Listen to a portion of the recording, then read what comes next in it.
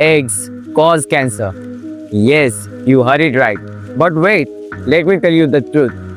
Eggs में कभी कभी एक कंपाउंड मिलता है जिसका नाम है AOZ। AOZ एक्चुअली फ्यूरोजोलिडोन नाम के एंटीबायोटिक का मेटाबोलाइट होता है।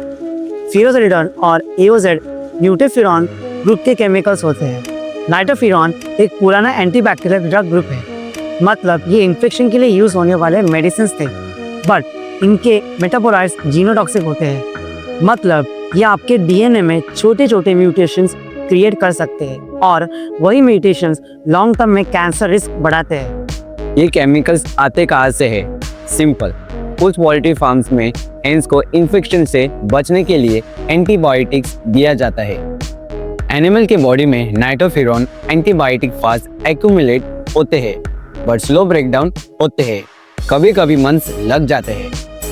इसका मतलब अगर हेन ने एंटीबायोटिक कंज्यूम किया है तो उस हर एक एग में रेसिड्यू रह सकता है।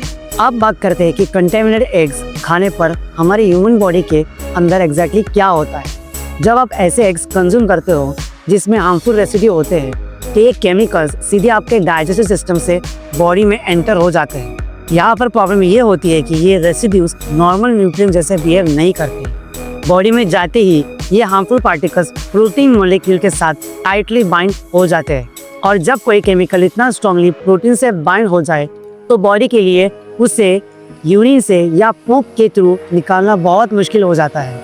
इसलिए ये रेसिड्यूज इजीली एक्सक्रीट नहीं होते। फिर धीरे धीरे ये बॉडी में एक्यूमुलेट होते रहते हैं। टिश्यू में, लीवर में और ऑर्गन्स में थोड़ा थोड़ा लोड ऐड होता जाता है।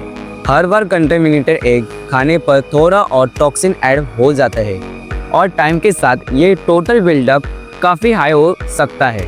और जब ये toxic buildup pollution, plastic toxins, smoke, radiation, process food के एडिटिव्स और AOZ जैसे केमिकल रेसिड्यूज के साथ कंबाइन हो जाता है तो हमारा ओवरऑल कैंसर लोड बढ़ने लगता है। कैंसर का रिस्क अक्सर एक ही फैक्टर से नहीं बढ़ता, ये टोटल बर्डन होता है जो हमारे बॉडी को लॉन्ग टर्म में डैमेज करता है। जितना ज़्यादा टॉक्सिन्स, पोल्यूशंस, केमिकल्स एक्यूमुलेट होंगे उतना ज़्यादा DNA डैमेज का चांस होता है और उतना ही लॉन्ग टर्म कैंसर रिस्क ऊपर चला जाता है। लेकिन इसका मतलब ये बिल्कुल नहीं है कि अभी तक जितने आपने एग्स खाए आपको ऑटोमेटिकली कैंसर हो जाएगा। कैंसर एक वन डे रिएक्शन नहीं होता, ये एक लाइफ टाइम बर्डन गेम होता है। एक साइड होता है नेगेटिव लोड जैसे pollutions, toxins, harmful chemicals, smoking, poor quality food, stress, और दूसरी तरफ होते हैं पॉजिटिव लोड जैसे antioxidant, clean diet, exercise, good sleep, hydration और एक्टिव लाइफस्टाइल। अगर नेगेटिव ज़्यादा हो जाए और पॉजिटिव कम हो जाए तो रिस्क बढ़ने लगता है। एग्स तभी डेंजरस बन सकते हैं जब वो कंटेमिनेटेड हो। सॉल्यूशन बहुत सिंपल है और प्रैक्टिकली हर कोई फॉलो कर सकता है। फर्स्ट, कंटेमिनेटेड एग्स अवॉइड करो।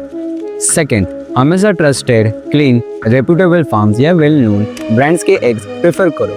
थर्ड, ऐसे लोकल वेंडर्स या पोल्ट्री फार्म्स चूज करो जहाँ एंटीबायोटिक का मिसयूज नहीं होता। फोर्थ, एग का कलर, स्मेल, फ्रेशनेस चेक करो। फिफ्थ, पॉसिबल हो तो एंटीबायोटिक फ्री या ऑर्गेनिक लेबल एग्स लो।